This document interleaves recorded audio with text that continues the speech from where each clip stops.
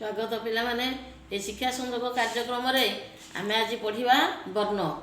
ध्वनि जानिलो लिपि सब जानिचो गोला क्लास रे पढ़ी थे आज आमे पढ़िबा वर्ण वर्ण कहा को कहा जाए ना वर्ण होची आमे ध्वनि केवल सुनिले तापरे ध्वनि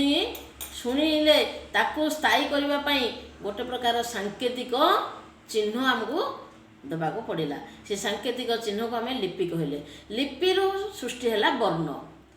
लिपि को जो गोटे स्वतंत्र आकृति दिहला गोटे ध्वनि पाई गोटे स्वतंत्र आकृति सृष्टि करागला रूप गोटे दिगला से लिपिर जो लिपिटा को जो रूप दिगला से रूपटा को आम वर्ण बोली कहवा है पिले तेणु प्रत्येक भाषा पाई वर्ण आवश्यक वर्ण जानिले वर्ण बा ताको अक्षर मध्य कहा जाए ताले वर्ण कहा को आम कहले ना जो लिखन प्रक्रिया द्वारा भाषा को व्यक्त करने आम सब जो संकेत व्यवहार करें ताकू सब वर्ण बा अक्षर कह जाए क्या कहुए वर्ण मन रख मु लिखिदे तुम देख वर्ण क्या कह जाए ना लिखन प्रक्रिया द्वारा भाषा को व्यक्त करने जो सब संकेतर सृष्टि होती से सब को वर्ण बा अक्षर कहगला ध्वनिर प्रतीक लेख रूप जो लिपि ए लिपिटा हूँ वर्ण लिपिटा केतक जमी आम आगु देखुले चित्रलिपि थिला से खाली सांकेतिक चिन्ह गुड़िए थिला किंतु ताकू गोटे स्वतंत्र आकार दिगला जमी अ आ ये गोटे ताकू गोटे स्वतंत्र आकार दिगला सब गोटे गोटे ध्वनि गोटे स्वतंत्र प्रतिरूप ताकू दिगला यही जो रूपटा यहाँ को आम वर्ण बोली कहगला तेणु ध्वनिर लिखित रूपटा है वर्ण हाँ वर्ण कौन है ना वर्ण केतबले आमको करने को पड़ा पिले ना जो वर्ण कथा उठिला से वर्ण कहीं आरंभ है ना वर्ण कथा उठिला से जितेबाला मनीष चिंता कला जे जो शुणुवा ध्वनि बा तार जो भाव को परिप्रकाश करुवा ध्वनि से ध्वनिटा को दीर्घस्थायी कर बहुत दिन ताको साइतिकी रखिबो सेतिपाई से गोटे तापाई आकृति बा सांकेतिक रूप सृष्टि कला से वर्ण माध्यम गोटे कथा बा गोटे ज्ञान को लिखिदेले ताहा बहुत दिन पर्यंत रहुतिला दीर्घस्थायी हेबा पाई ताको रखाला सेतिपाई से वर्ण माध्यम कथाटा को आमर लिपिबद्ध करके रखा जाई पारेला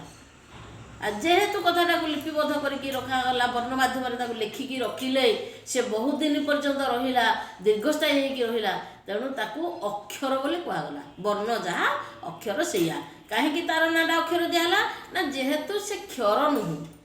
क्षण भंगुर नुह स्थायी तेणु ता ना अक्षर बोली दिगला बुझेगा पिले आ वर्ण ये जो वर्ण आम ओडिया रे तुम देखुच केतोटी ध्वनि ध्वनि है गोटे वर्ण पाई गोटे ध्वनि होता पारे लिपि अनेक अच्छी उदाहरण स्वरूप गोटे ध्वनि पाई गोटे वर्ण किंतु स्थल विशेष रे गोटे ध्वनि अच्छी किंतु तार आकृति अनेक थाए ध्वनि पाई गोटे ध्वनि पाई अनेक लिपि थाए उदाहरण स्वरूप आम ओडिया वर्ण रे स गोटे अच्छी स अच्छी स कहले आम ध्वनि गोटे मात्र कौन स किंतु से तीन स अच्छी गोटे दंत्य स अच्छी गोटे तालपेश अच्छी गोटे मूर्धन स अच्छी ये जो तीनोटी जाक स पाई ध्वनि होची गोटे किंतु लिपि है तीनोटी बा वर्ण है तीनोटी से भली स आम पढ़िले आउ कौन अच्छी ना इ अच्छी उ अच्छी प्रत्येक भाषा से भली केते गुड़िए ध्वनि कम आ लिपि अधिक थाए लिपि एकाधिक लिपि पाई गोटे ध्वनि उच्चारित होता है पिले तेणु ये जो वर्ण है ये अक्षर वर्ण जी अक्षर सी अक्षर ताको से कहला जहाँ क्षर हुए ना बोली शीघ्र से कौन क्ष हुए ना तेणु ताको अक्षर बोली नामित करा जायछि ये जो वर्ण गुड़ी को जितेबाला आम गोटे शैली रे सजा जाए गोटे क्रम सजई देकी ताको रखा जाए ताको वर्णमाला बोली कह जाए जमी आम ओडिया रे वर्णमाला आम ए ओ आ क ख ख ह